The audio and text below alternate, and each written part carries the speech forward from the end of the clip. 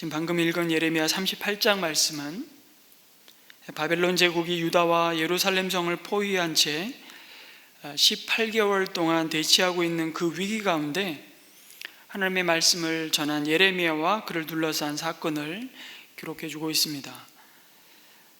도간에 든 쥐와 같은 신세로 아무것도 의지할 것 없는 이스라엘 백성의 모습을 지금 보고 있습니다. 성 안에는 더 이상 먹을 것이 없고 이대로 굶어 죽거나 끝까지 항전을 불사하며 바벨론군에 의해 죽임을 당하거나 아니면 이제 항복하고 자신들의 운명을 바벨론 제국의 손에 맡겨야만 하는 기로에 서 있었습니다. 내부적으로도 끝까지 싸워야 한다는 강경파와 이제 이 남은 백성이라도 살려야 내일의 희망이 있다고 말하며 항복할 것을 주장하는 온건파가 아마 대립했던 것으로 보입니다. 그리고 이미 상당수 백성들이 바벨론에 투항하며 예루살렘 성을 빠져나간 정황들이 이어서 이렇게 드러나고 있습니다. 강경파 고관들은 시드기야 왕을 둘러싸고 친 이집트 정책을 펴면서 바로 그 애굽이 이 위기로부터 자신들을 구할 수 있다는 그 마지막 희망의 끈을 놓지 않았습니다. 그러던 중에 이집트 군대가 예루살렘을 향해 출병을 했다는 소식을 듣죠. 그러자 바벨론 군대가 잠시 예루살렘 성을 포위했던 그 군사를 물려서 이집트 군대와 맞서기 위해 철수했습니다. 예루살렘은 잠깐의 평화가 찾아온 듯 했습니다. 그러자 강경파는 아마 더 의기양양해졌을 겁니다. 우리의 판단과 결정이 옳았다는 확신을 가졌을 겁니다. 그러나 그것은 대단히 큰 착각이었죠. 더욱 심각한 재앙을 재촉할 뿐이었습니다. 왜냐하면 이 모든 일은 하나님의 백성인 이스라엘이 하나님을 외면하고 불순종한 결과로 주어진 하나님의 심판이었기 때문입니다. 이때 예레미야 선지자는 바벨론 군대에 투항하러 간다는 모함을 받고 체포되어서 심한 매질과 함께 강경파 중에 한 사람인 서기관 요나단의 집 지하 감옥에 갇혀 있다가 시드기야 왕이 그를 왕궁으로 불러서 죽음의 위기를 모면합니다. 그러나 여전히 근위대 뜰 안에 감금된 상태에 처해져 있습니다. 그러자 오늘 1절 말씀에 그 이름이 한 사람씩 언급되고 있는 강경파 4인방, 그 4인방은 예레미야가 온 백성에게 전하는 말씀을 문제 삼고 시드기야 왕을 찾아와서 예레미야를 처형해야 한다고 요구했습니다. 바벨론에 항복하는 사람은 목숨만은 건질 것이라고 말하면서 예루살렘 성은 바벨론에 의해 점령될 것이라고 말하는 이 예레미야는 그들에게 참 눈에 가시였습니다.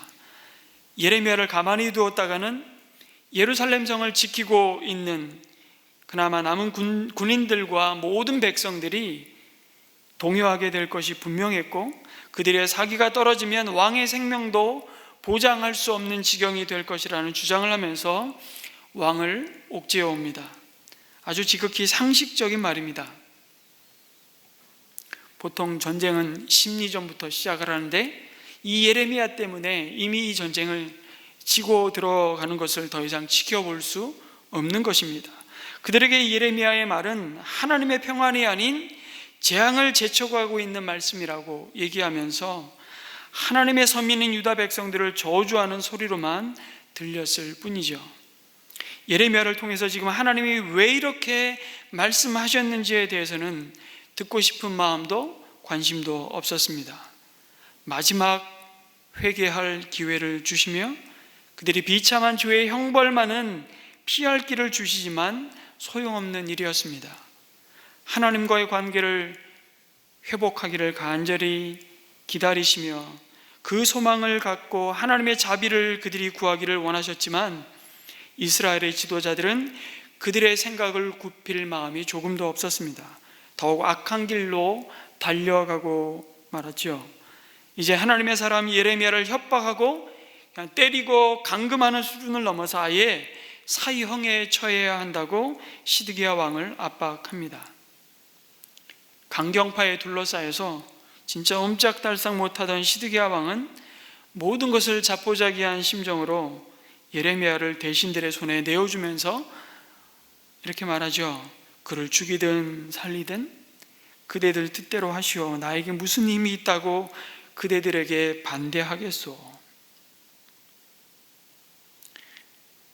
참 초라한 왕의, 이스라엘의 마지막 왕의 모습을 봅니다.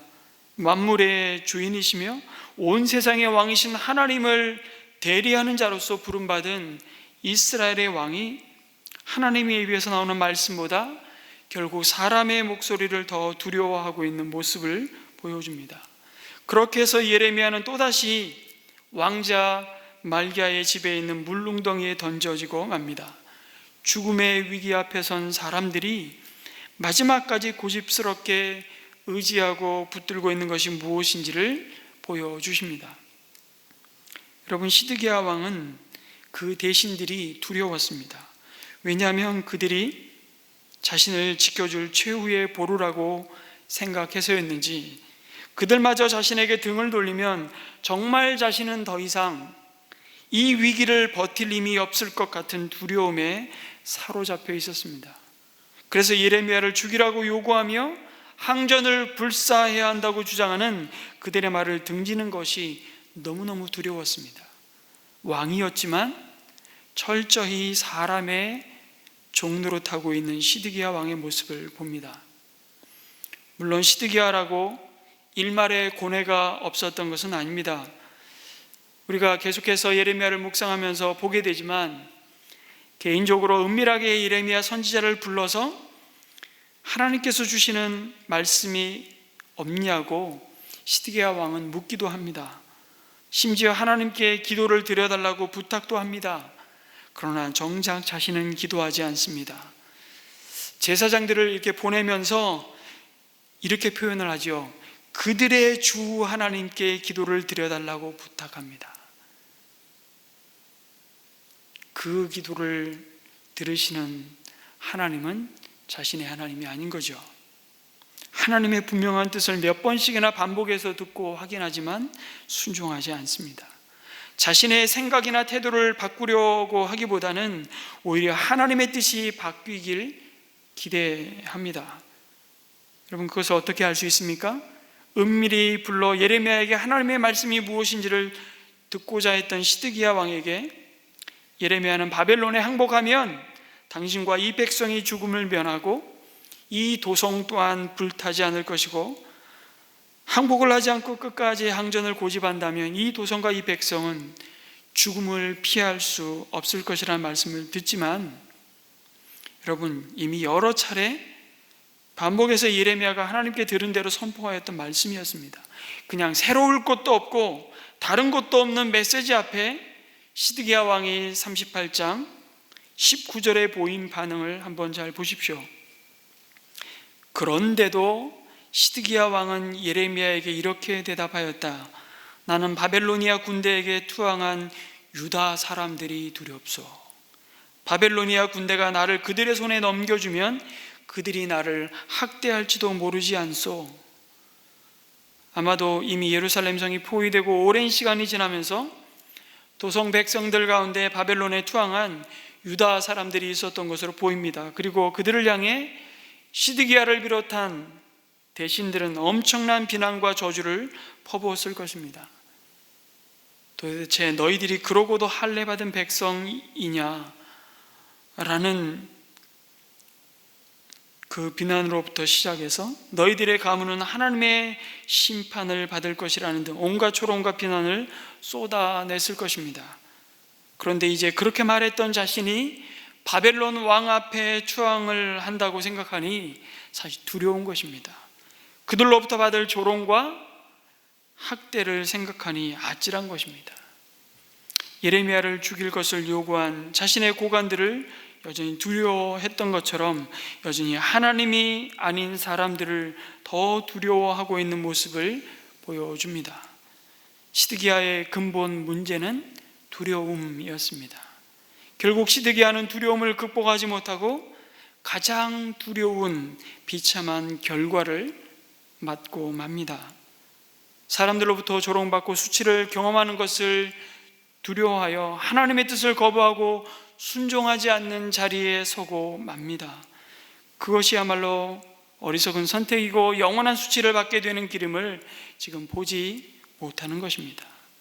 그러면서 38장 22절에 왕궁의 여인들이 바벨론 왕의 고관들에게 끌려가면서 탄식하게 될 내용까지도 예레미야는 아주 구체적으로 예언합니다.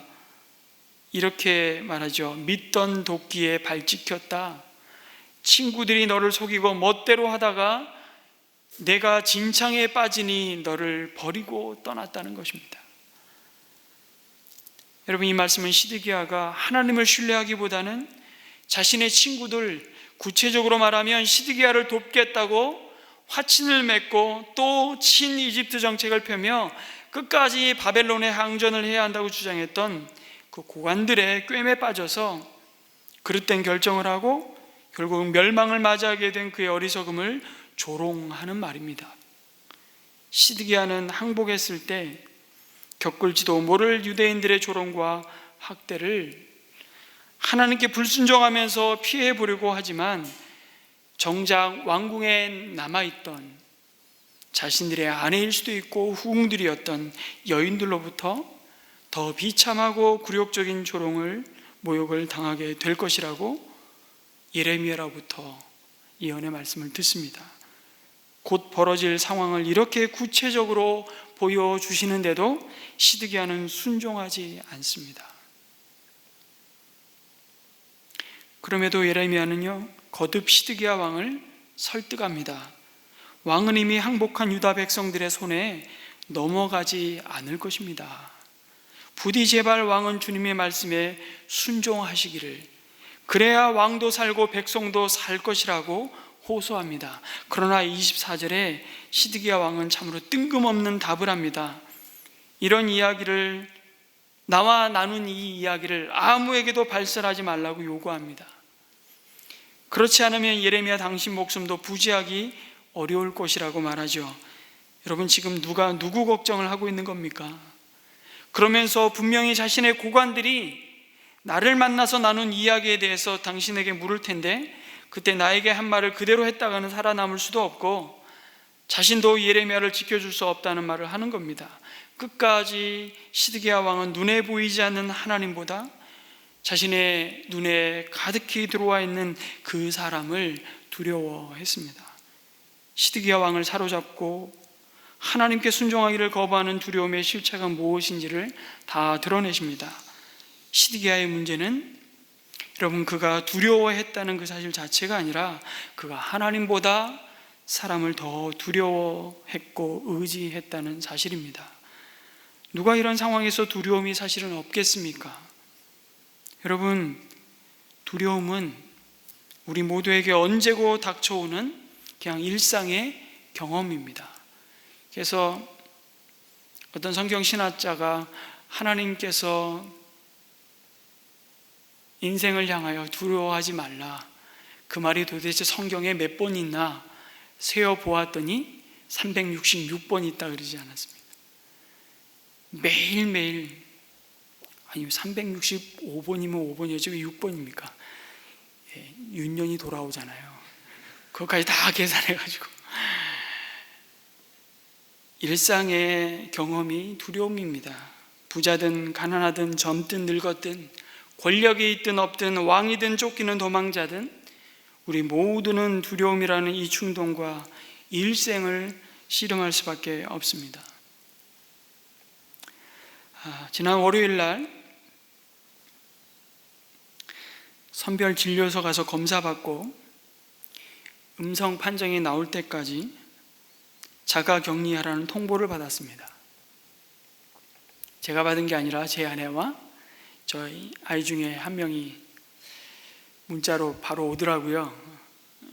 바로 선별 진료소를 가라고. 근데 그 문자가 지난 주일 예배를 다 마치고 우리 그래도 예배 가운데 함께 했던 우리 간증을 해주셨던 우리 집사님과 목사님하고 제 목양실에 식사까지 다 하고 난 오후 5시가 넘은 시각이었습니다.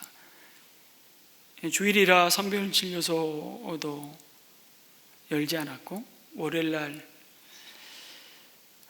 문을 열자마자 9시 용인 세브란스 가서 이제 검사를 받는데요. 직계 가족이기 때문에 우리 모든 가족이 하루 종일 월요일날 정말 마음을 졸이면서 정말 두려움이 밀려오더라고요. 이게 어떤 두려움이냐면 나는 걸려서 또 우리 가정은 또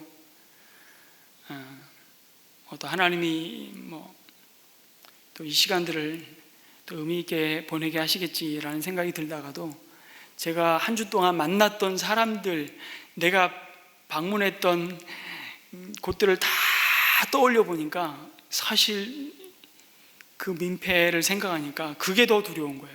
그 두려움이 밀려오기 시작하는데 하루 종일 아무것도 집에서 할 게 있습니까? 제 아내는 그러더라고요. 아우, 당신은 좋겠어. 이때 하필이면 올림픽을 해. 하루 종일 한 경기 끝나면 다음 경기, 한 경기 끝나면 다음 경기, 지루할 틈이 없겠네 이러고 있더라고요. 본인은 열심히 선별진료사 가서 이렇게 코를 뇌를 찌르는 것 같더래요. 뇌를 쑤셔서 흔들더래요. 다시는 그 경험 하고 싶지 않다고 이러고 이제 왔는데 하루 종일 조마조마한 겁니다. 두려움이죠. 참으로 두려운 만큼 우리를 쇠약하게 만드는 감정은 없는 것 같습니다.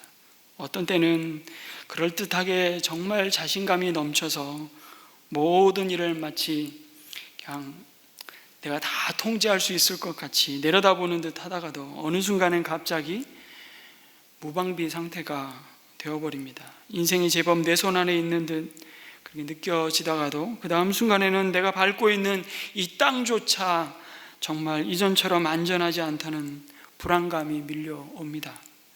인생에 찾아오는 수많은 위기 속에서 우리는 두려움에 옴짝달싹 못하게 마비되어 버릴 수 있습니다. 그 두려움은 결국 우리가 거의 통제할 수 없는 문제들이 터질 때마다 우리의 믿음을 흔듭니다. 우리들의 건강에 적신호가 켜지거나 우리 자녀들의 미래를 생각하면 가슴이 먹먹해져 오기도 합니다. 두려움은 우리 자신에 대한 수많은 사람들의 평판과 우리의 직업 속에서 성공하는 모든 일상의 문제들 하나하나에 불안감을 휘감습니다. 그러나 여러분, 이 위기 속에 사로잡히기 쉬운 두려움이라는 참 이 먹구름 사이로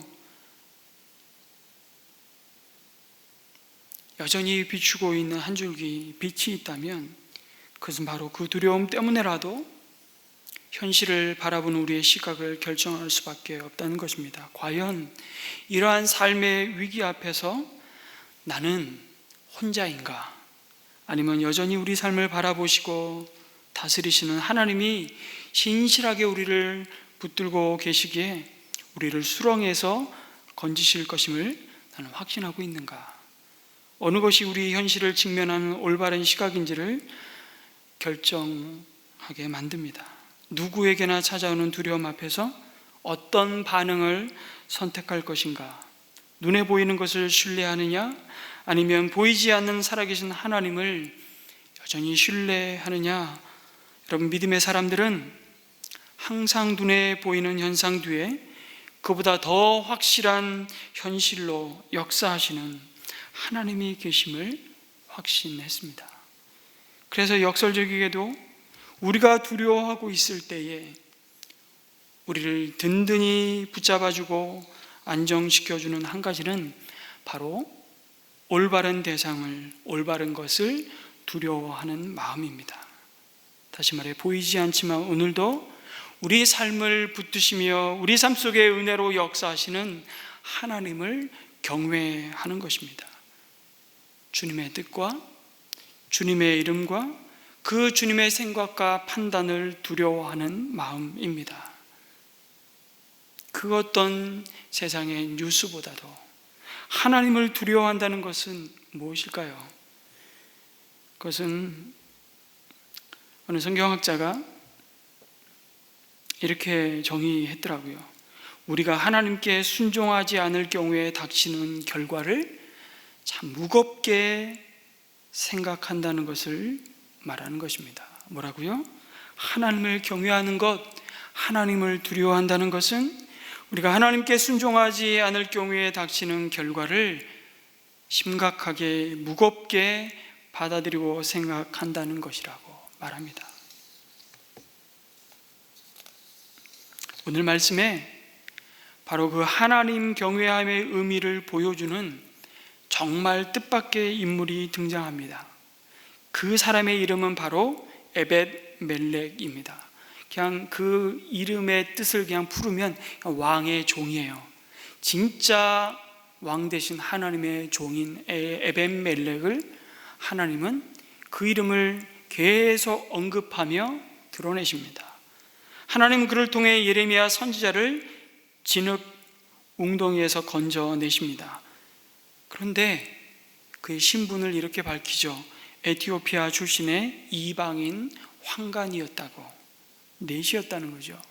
어쩌면 어떤 사연으로 예루살렘 왕궁에 머물게 되었는지는 모르겠지만 에티오피아에서 온 황관 에벳멜렉이 시드기야 왕을 찾아가 지금 왕의 대신들이 예레미야에게 한 행위는 악한 것뿐이라고, 그것은 정당하지 못하다고 항의합니다. 그리고 38장 9절에 보면 에벳멜렉은 시드기야 왕에게 이렇게 말하죠. 그들이 예레미야를 물웅덩이 속에 집어넣었으니 그가 그 속에서 굶어 죽을 것입니다. 그 다음 말이 중요해요. 이래서야 되겠습니까? 이렇게 질문하죠. 이 말은 정말 시드기야 왕의 신임을 받고 왕에게 직언을 할 수 있을 만큼 왕의 총애를 받지 않고서는 할 수 없는 말입니다. 왕이여 이래서야 되겠습니까? 지금 왕을 훈계하고 있는 거죠.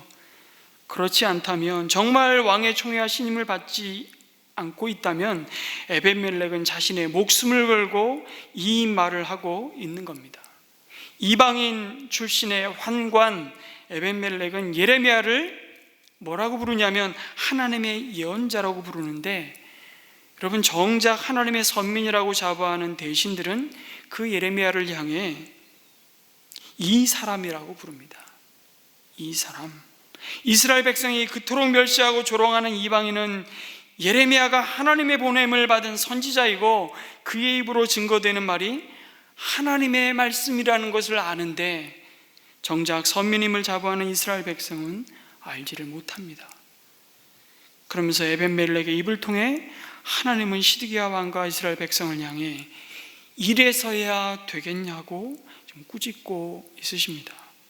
예레미야를 죽이려고 한 동족 유대인 대신들의 모습을 예레미야를 구덩이에서 구해낸 에티오피아인 에벳멜렉의 행위와 아주 대조하시면서 언약 백성이 얼마나 타락하고 영적으로 어두워졌는지를 드러내십니다. 고발하시죠. 여러분, 하나님은 지금도 위기 가운데 우리 삶을 사로잡는 두려움 때문에 우리의 영혼이 이렇게 마비되지 않기를 원하십니다. 하나님의 말씀을 따라가는 길이 좁은 길이지만 그 길이야말로 생명의 길이라고, 때로는 정말 아무도 주목하지 않는, 때로는 어린아이의 입을 통해서 하나님은 우리에게 경고하시기도 하고 꾸짖기도 하십니다. 구약의 발람 선지자를 꾸짖기 위해서 나귀 입을 여셔서 말씀하게 하시는 하나님, 때로는 이 돌들을 사용해서 하나님의 이름을 찬송하게 하겠다고 바리새인들의 외식을 책망하시던 예수님의 모습을 떠올려보게 됩니다. 코로나로 인해 우리의 일상은 심각한 위기를 맞고 있습니다. 이 위기 속에서 우리의 믿음도 크고 작은 염려와 두려움, 그리고 낙심과 여러 가지 영적 무기력증에 빠져 있을 수 있습니다.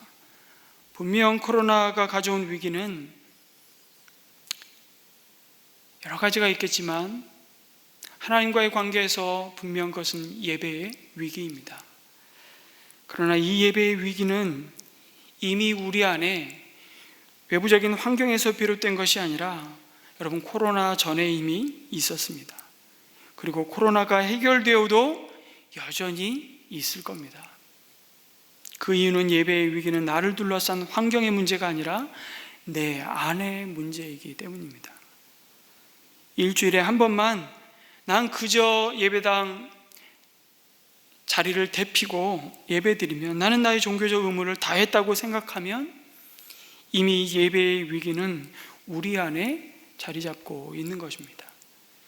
예배와 또 다음 주에 다가올 예배 사이에 우리 삶이 하나님이 받으시는 예배가 되지 않는다면, 그 삶이 하나님이 기뻐 받으시는 사한 제물로 드려지지 않는다면 이미 우리는 예배의 심각한 위기의 자리에 서 있는 것이죠.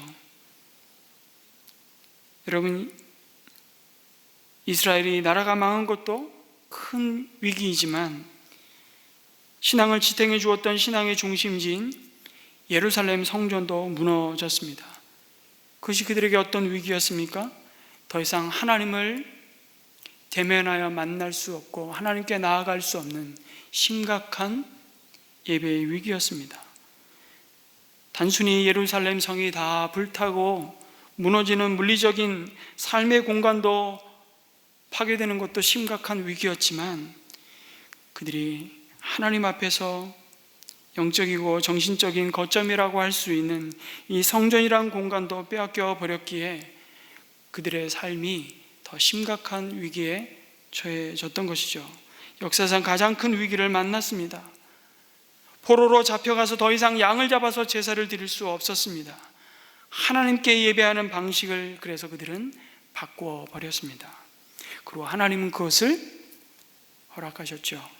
양을 잡아 제사를 드릴 성전이 없다 보니까 그들은 회당에 모이기 시작했고 율법책을 낭독하는 방식으로 하나님께 예배하는 방식을 바꿉니다.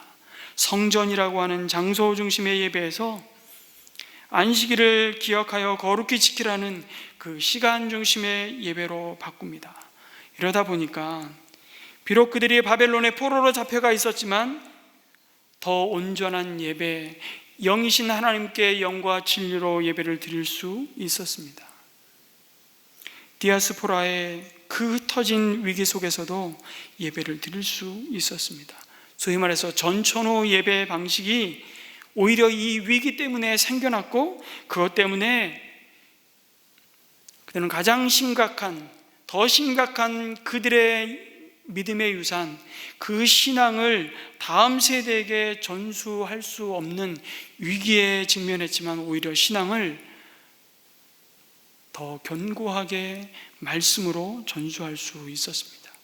위기가 그들을 살리는 기회가 되었던 것입니다.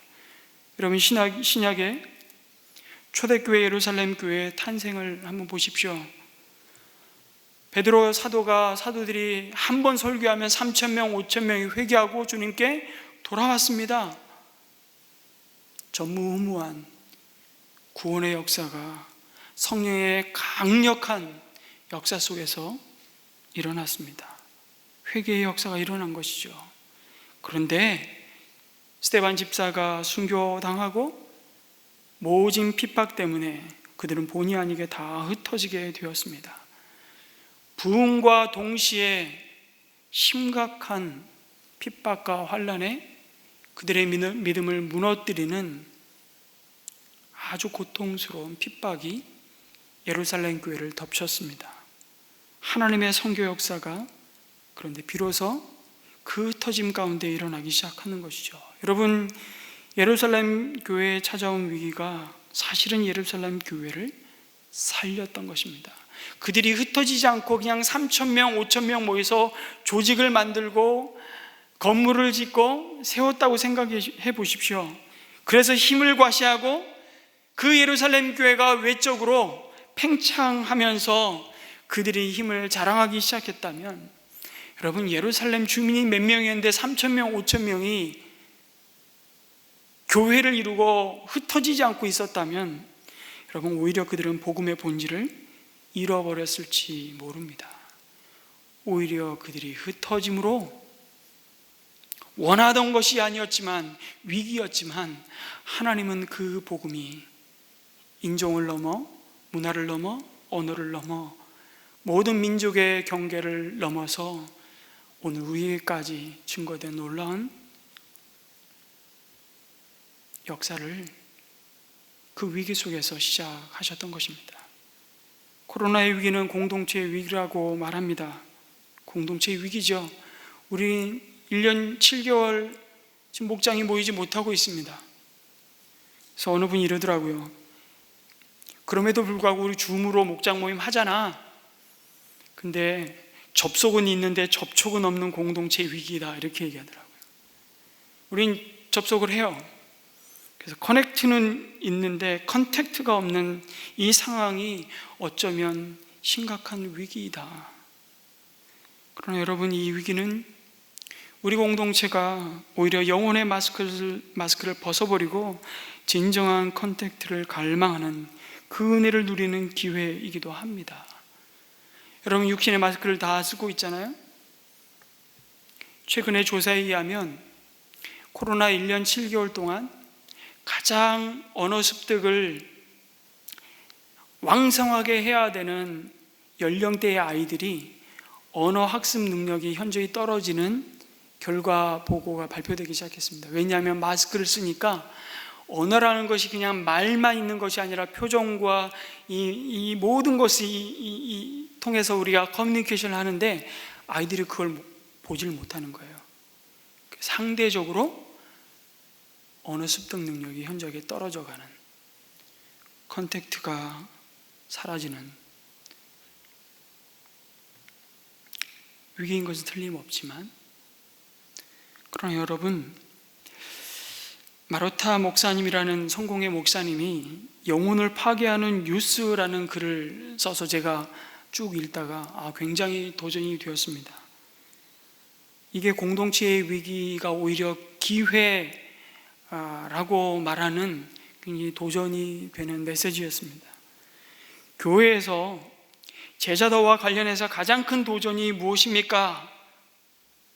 라고 묻는다면 여러분, 뭐라고 대답하시겠습니까? 이런 대답을 듣게 될 때 이분은 이렇게 대답했습니다. 뉴스요. 네? 교인들에게는 이제 각자가 선호한 뉴스 미디어가 그들의 삶에서 가장 강력한 힘을 발휘하는 목소리가 되어버린 것 같다고 말하면서, 뉴스는 이제 교인들로 하여금 자신이 누구인지, 매일매일 겪게 되는 세상 문제와 관련해서 무엇을 믿어야 하는지, 무엇이 잘못인지, 그리고 무엇을 해야 하는지까지 다 알려준다고. 뉴스는 이제 아예 성경과 그리스도인의 신앙과 또 교회까지 어떻게 해석하고 평가하는지를 알려주는 렌즈가 되었다고. 우리 각자는 다 자신이 선호하는 뉴스 미디어가 다 있습니다. 그러나 대부분의 뉴스는 나쁜 뉴스입니다. 지진, 태풍, 살인, 그리고 스캔들, 대부분의 뉴스는 그럼에도 불구하고 내가 통제할 수 없는, 조치가 불가능한 뉴스들. 저와 여러분이 뉴스를 접한 후에 할 수 있는 것은 아무것도 없다고 얘기합니다. 그럼 조치가 불가능한 나쁜 뉴스들을 자꾸 들어서 저와 여러분 속에 생기는 결과가 뭘까? 이 저자가 이렇게 4가지를 얘기했습니다. 첫째는 불안이다. 하루 24시간 내내 마치 소방호수의 물처럼 연중무휴 당신 속을 파고드는 사악한 뉴스는 결코 당신의 얼굴에 마음의 평화와 만족을 가져다 줄 수 없다. 기쁨을 가져다 주지 않는다. 단지 더 불안하게 만들 뿐이라고. 첫 번째가 우리에게 그 나쁜 뉴스들을 자꾸 우리 마음에 쌓고 쌓아서 생기는 결과, 첫째 불안, 두 번째 무력감, 고칠 수 없는 문제와 내가 지금 도와줄 수 없는 사람들의 뉴스를 듣는 것에 너무 익숙해지다 보니까 이제 당신 속에서는 심각한 무력감이 자라나게 된다는 것입니다. 세 번째는 그러면서 분노가 일어나는 거죠. 내 내면에 그래도 아직 양심이 있고 도덕적인 나침반을 가진 사람이라면 뉴스를 보면서 분노하기 마련이라는 겁니다. 하나님의 형상을 닮은 인간에게 우리 속에는 불의를 볼 때마다 정의감이 주는 분노가 생깁니다. 제 자신을 가만히 들여다봤어요. 이 글을 읽으면서 정확히 맞더라고요. 포털사이트 뉴스를 내가 스크롤하면서 계속 볼 때마다 이 감정이 그대로 내 안에서 일어나고 있는 내 내면의 세계를 보게 되고 직면하게 됐습니다. 그리고 마지막엔 그 분노는 마치 곡물을 발효할 때 증발하는 알코올과 같다. 그것은 미움이라고. 그 알코올을 증류해서 조금씩 병에 담게 되면 그 결과는 증오로 가득한 마음이라고. 미움의 마음이라고. 그러면서 저자는 다시 물어보겠습니다. 내가 어찌할 수 없는 뉴스를 자꾸 듣는 게 무슨 소용이 있습니까? 온 마음과 뜻과 정성을 다해서 하나님을 사랑하는데 조금도 도움이 되지 않는다고. 내가 이웃을 내 몸처럼 사랑하는데도 도움이 되지 않습니다. 간단히 말해서 쓸데없는 짓입니다. 그러면서 이렇게 반문할지도 모르겠습니다. 아니, 그럼 아예 사회생활을 하지 말라는 겁니까? 세상 밖으로 나가라는 겁니까? 아예 세상에 발을 들여놓지 말고 빼라는 것입니까? 저자는 핵심을 찌릅니다. 아니요, 정반대입니다. 하나님께 순종하는 기회는 바로 당신이 사는 지역 사회 속에 있습니다. 그래서 그리스도인에게 가장 중요한 뉴스는 지역 뉴스입니다. 여기서 말하는 지역이라는 것은요, 내가 사는 도시나 나라에서 일어나는 뉴스를 말하는 게 아니라 내가 지금 몸으로 몸담고 있는 커넥트하고 있는 목장 공동체, 내가 속한 이웃 공동체, 우리는 쉽게 동네라고 하죠. 이 동네의 뉴스에 귀를 기울이라는 것입니다.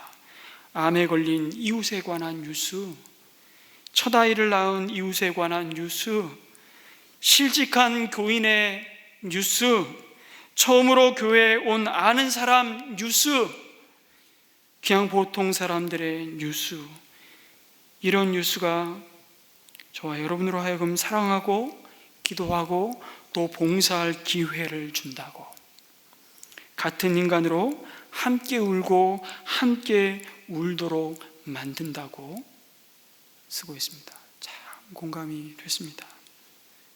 이런 지역 뉴스에 반응할 때 우리 속에서는 전혀 다른 움직임이 일어납니다.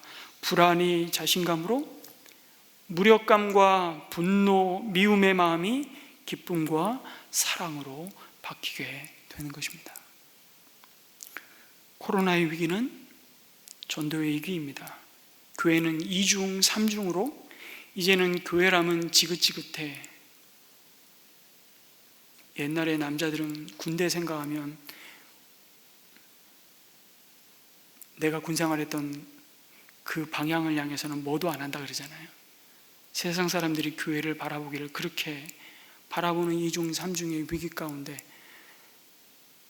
교회를 나와보십시오, 전도한다는 거 심각한 위기입니다. 복음 전하는 것은 한계가 있습니다. 와보시라고 해서 삶의 현장에서 여러분 좋은 그리스도인으로 살아가지 않으면 복음을 전할 수 없는 시대를 우리는 살고 있습니다. 그런데 이것이 여러분 초대교회 성도들이 복음을 전했던 방식이었습니다. 그때 여러분 예배당이 어디 있었겠습니까? 그냥 가정에서 모였습니다. 바로 삶의 자리였습니다. 건물은 매력적인데 여러분 사람이 매력적이지 않으면 아무 소용이 없는 것입니다.